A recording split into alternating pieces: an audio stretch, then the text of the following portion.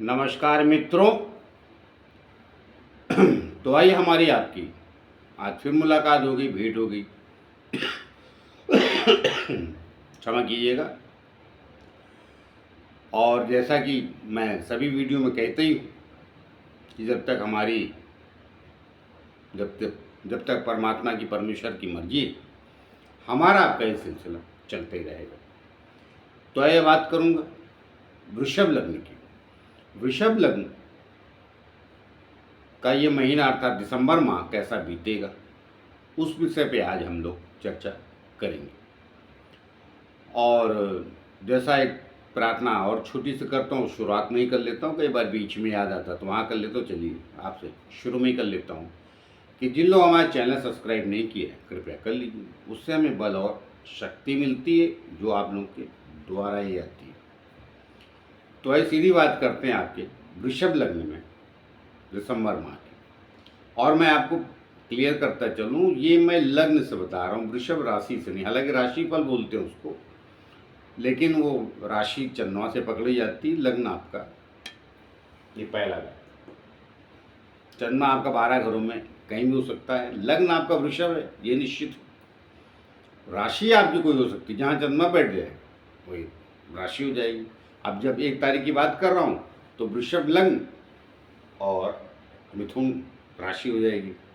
लेकिन ये बात उस दिन की है, तो ग्रह गोचर कहाँ है वहाँ बता रहा हूँ। लेकिन आपके ओरिजिनल कुंडली में वृषभ लग्न में चंद्रमा जहाँ है वो वहीं रहेगा। उसके आधार पे ही देखिए, यहाँ के चंद्रमा के आधार पे ना देखें, हाँ यहाँ के लग्न के आधार पर देखें। क्योंकि मैंने पाया है कि चंद्रमा से जो राशिफल बताया जाता है वो कहीं ना कहीं सटीक बैठता नहीं। और मेरा मानना है कि एक्चुअली मध्य से बताना चाहिए। 1 महीने के बता रहे हैं तो सूर से बताइए। सूर तो निश्चित है कि 1 महीने बदलेगा, वो भी मैं आगे व्यवस्था कर दूंगा। मैं शायद महीने का नहीं बताऊंगा, मैं 15 मतलब मध्य अवस्था से बताऊंगा, 15 तारीख से 15 तारीख तक और ज़्यादा सटीक बैठेगा। लेकिन कोशिश करूँगा मैं ये अगले महीने ये प्रक्रिया अपनाऊँ। एक से एक बात जमती नहीं, क्योंकि प्रेडिक्शन क्या होता है, वो सूर बदल जाता है मध्य में, और चंद्रमा तो सवा 2 दिन में बदल जाता है। तो चंद्रमा का तो आपको हर सवा 2 दिन में एक प्रेडिक्शन निकालना पड़ेगा, क्योंकि वो मन का कारक है। मन जिस गति से चलता है उसी गति से चंद्रमा चलता है। अर्थात चंद्रमा ही आपके मन को अच्छा, सुखी, पीड़ित, दुखी वही करता है। इसलिए आप देखेंगे कि हर सवा 2 दिन में, अर्थात चलिए 2 दिन पकड़ लीजिए, मन की अवस्थाएं बदल जाती है। तो आइए बात करते हैं आपके सीधे वृषभ लग्न के जातकों के लिए दिसंबर माह क्या फल और क्या परिणाम देगा। तो आइए पहले ग्रह बता देता हूँ कि उस दिन ग्रह आपके कहाँ रहेंगे। देखिए 2 लिखा है, वृषभ भी लिखा है, लग्न भी लिखा है। तो आपके लग्न में कोई ग्रह है नहीं, और यहाँ पर 3 नंबर लिखा है अर्थात मिथुन राशि, वहाँ चंद्रमा रहेगा उस दिन। और 4-5 खाली है, सॉरी 3-4 खाली स्थान। और 5वें स्थान पे कन्या राशि में आपका केतु बैठा है। 6ठे स्थान पे तुला राशि का, 7वीं राशि दिख रही है लेकिन स्थान तो 6ठा ही है, तो ये तुला राशि में आपका शुक्र बैठा है स्वग्रही होकर। 7वें स्थान में वृश्चिक राशि में मंगल और सूर्य बैठे हैं। 8वें स्थान पे धनु राशि आती है आपकी, वहाँ शुक्र माफ कीजिए बुध बैठा है। भाग स्थान पे आपके मकर राशि आती, वहाँ कोई ग्रह नहीं है। 10वें स्थान पे आपकी कुंभ राशि आती, जहाँ स्वग्रही शनि बैठा है। और 11वें स्थान पे मीन राशि आती, जहाँ पर राहु बैठा है। 12वें स्थान पे मेष राशि आती है, जहाँ पर गुरु बैठा है। और ये गुरु वक्री भी चल रहा है, लेकिन वो विशेष कोई आपके लिए माने नहीं रखता है। वक्री है मार्गी, गोचर कुंडली में माने रखता है। तो अब ये क्या स्थितियां लेके आएगा, देखिए आपका बाकी हमेशा ही दिख रहा है, मगर आपके 7वें स्थान पर मंगल और सूर्य की उपस्थिति अच्छी बात बिल्कुल नहीं। कारण कारण ये है कि मंगल और सूर्य से क्रूर ग्रह हैं, दो के दोनों। और ये क्या है कि इनको सप्तम स्थान पे दोनों को अच्छा नहीं माना जाता। एक को, मंगल को तो मांगलिक मान लेते हैं सप्तम स्थान पे, और सूर्य को वहाँ का क्या बोलते उसको विरोधी ग्रह सप्तम स्थान पे। सूर्य मंगल दोनों को विवाह पसंद नहीं। उसके बाद किसको पसंद नहीं? शनि को, और फिर राहु। क्रूर ग्रह क्यों कहे जाते हैं? क्रूर ग्रह इसलिए कहे जाते हैं कि इनको सांसारिक जीवन में कोई इंटरेस्ट रहता नहीं। मंगल सूर्य फौजी है, सूर्य तो राजा ही, तो उसको सब अपने अधीन पसंद। मंगल सेनापति, उसे भी अधीन पसंद।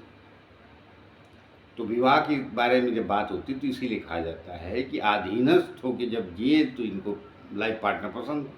मगर सूर्य मंगल तो आपके लाइफ पार्टनर के ही घर में बैठ गए, और ऊपर से आपके लग्न में दृष्टि सीधी, जो इनकी मित्र राशियाँ नहीं।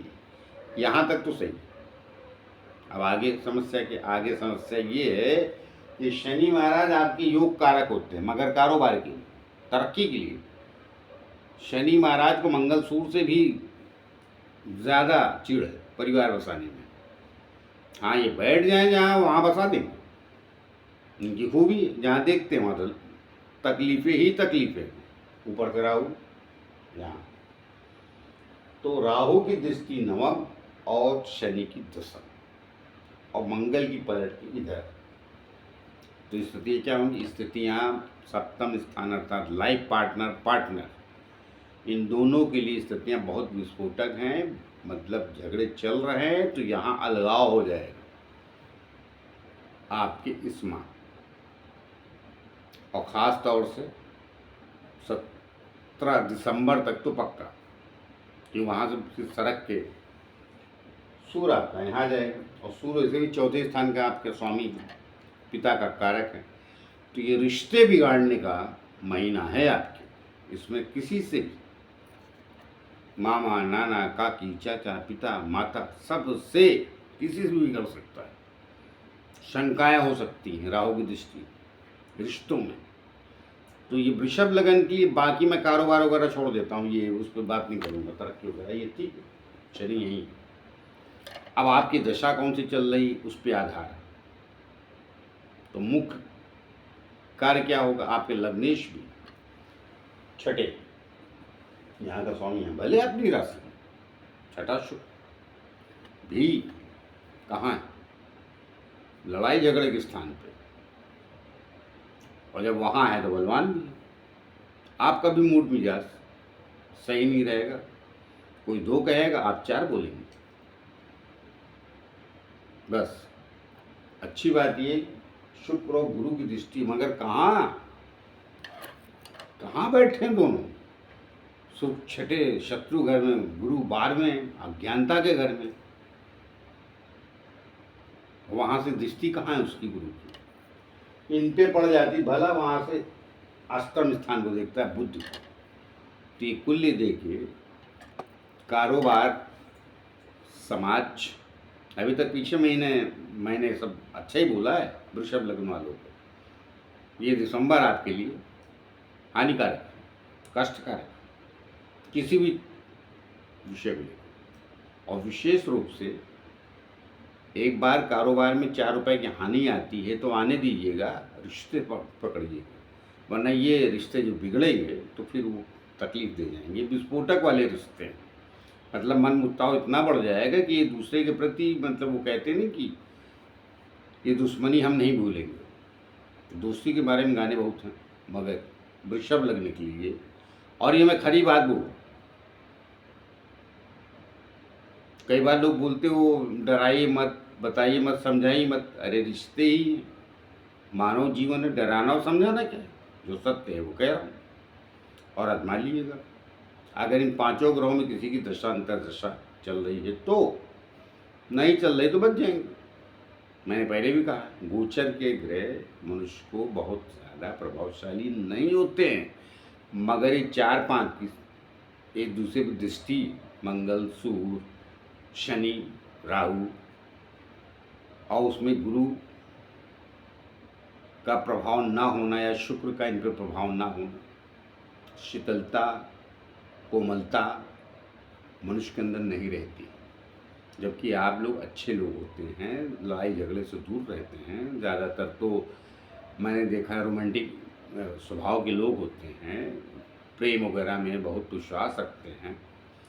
मगर ग्रह जब अपना काम करते हैं तो फिर वो कब आप प्रेमी से क्रोधी या शत्रु हो जाएंगे, अर्थात प्रेमी से आप कब शत्रु, हाँ शत्रु बराबर बोलो, शत्रु हो जाएंगे, आपको स्वयं पता चलेगा नहीं, विशेष रूप से 17 दिसंबर तक। उसके बाद भी स्थितियाँ अच्छी नहीं है, मगर कुछ सुधार अवश्य आएगा, क्योंकि मंगल भी 29 तारीख को बदलेगा।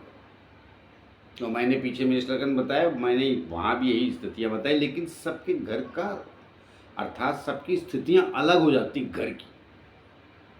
उनकी अलग स्थिति, कहाँ बिगड़ेगा आपका अलग, आपका एकदम पार्टनर, लाइफ पार्टनर से एकदम सावधान।